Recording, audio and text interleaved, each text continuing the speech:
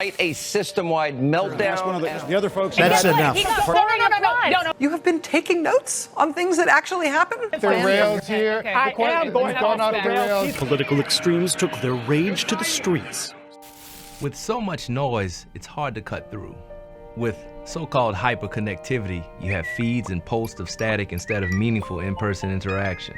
Yet, when you have that authentic interaction around stages of ideas, you have cross-pollination and conversations of consequence with global thinkers and doers. Fundamental discovery can have a profound impact on the way that we live our lives. Let us all hope that the dark clouds of racial prejudice will soon pass away and the deep fog of misunderstanding will be lifted from our fear-drenched communities.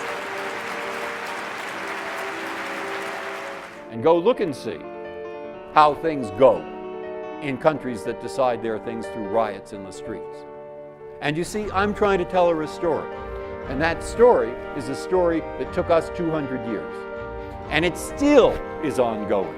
And it still is something you have to pass on. And you're going to pass it on to your children and your grandchildren. There's something about Aspen, the cerulean skies, the beautiful mountains, the gorgeous aspen trees. You go there and you just listen, absorb, and think. As the oceans rise and as food gets to be less plentiful, as the land gets more arid, as the effects of climate change begin to visit us on a global level, you have a very destabilized world.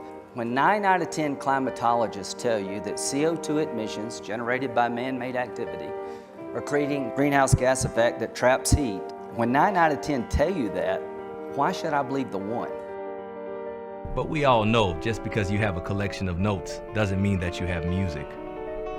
The Aspen Ideas Festival has drawn on a diverse set of notes to create a syncopated dialogue that really means something.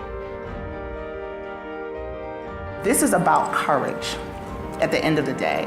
It's about the courage of our conviction. I love this festival. I think festival is a great word. We're not there to put a mirror right in front of our society.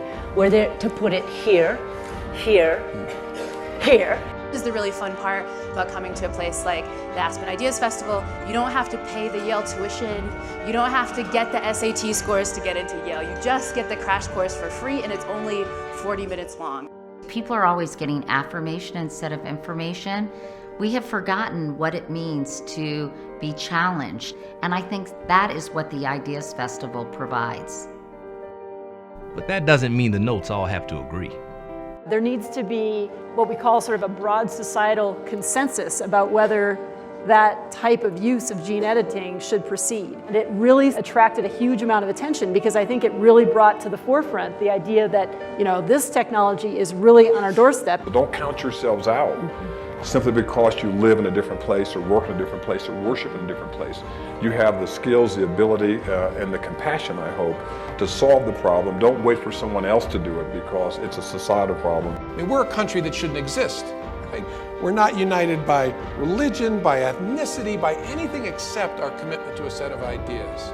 We hold these truths to be self-evident. If you don't have the guts to focus on ideas and stop tearing down individuals, you belong in the stands, not on the field. Beauty comes from a range of opinions and courses of action. At Aspen, it truly is a festival of ideas and conversations of consequence. Join the conversation.